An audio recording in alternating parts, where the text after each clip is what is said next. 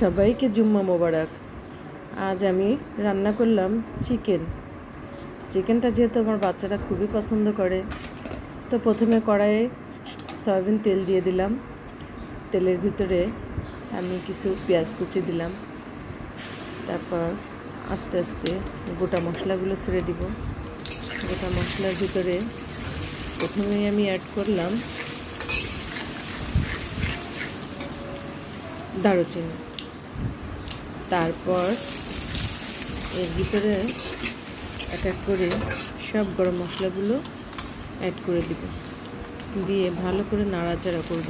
বেশ কিছুক্ষণ ধরে নাড়াচাড়া করে যখন পেঁয়াজটা হালকা একটু কালার চলে আসবে, তখন এর ভিতরে দিয়ে দিব তেজপাতা, দিয়ে আরেকটু নাড়াচাড়া করে এর ভিতরে আমি অ্যাড করে দিব ঝালের গুঁড়ি, তারপরে দিব হলুদের গুঁড়ি, দিয়ে একটু নাড়াচাড়া করব যাতে আমার তরকারির কালারটা অনেক সুন্দর আসে।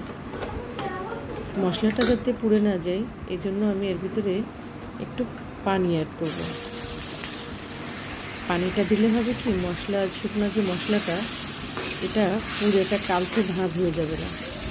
এরপর আমি এর ভিতরে আস্তে আস্তে বাটা মশলাগুলো দিব।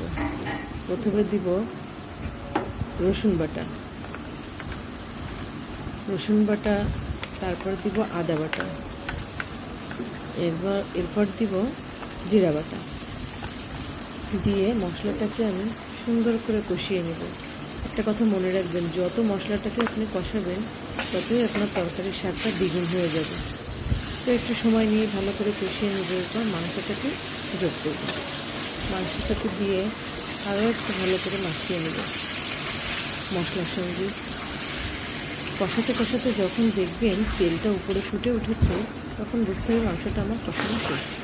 এর ভিতরে আমি কয়েকটা গোটা রসুনও ছেড়ে দিয়েছি।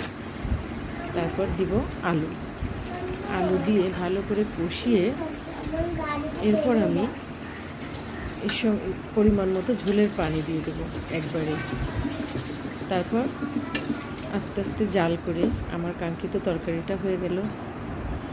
দেখেন আমার লুকটা কত সুন্দর আসছে। বাই।